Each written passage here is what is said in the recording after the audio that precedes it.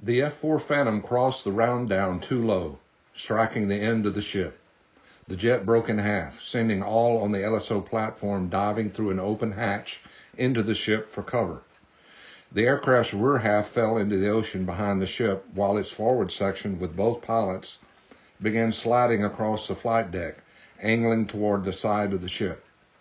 This deck is the roof of our control room, where the sound of the scraping metal overhead made our cringe factor explode above everything else. A closed-circuit television covering operations on the flight deck provided visual images of the scene real-time for us one deck below. I broke off approaches for aircraft under my control, issuing a foul deck call. The Phantom's lead pilot popped the canopy and ejected. The second remained. "Eject! Eject!" everyone observing the closed-circuit TV yelled. We watched, along with the husband and father of a newborn, the backseat Navy lieutenant's last seconds of life on Earth. Unconscious or unable, he remained in the backseat unmoved, possibly watching, front half of the Phantom sliding metal on metal over the edge, disappearing into the depths.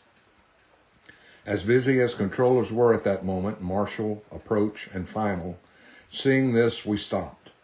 Dead silence for 5 seconds. Lead pilot with parachute closely behind landed safely on the flight deck. Fighting the bitter taste associated with death, a wretched bile I've come to expect from the growing amount witnessed, I and other controllers reestablished radar contact. With multiple airborne aircraft waiting their turn at the flying fuel pump tanker H-6 jets, Senior Chief in CATCC issued orders to rendezvous all available fuel tankers, with remaining aircraft having a low fuel state. Planned out, the arrival of remaining aircraft aloft would commence when the air boss gave the signal. Search and rescue helicopters performed the task of looking for the missing pilot. Not surprisingly, he was lost at sea.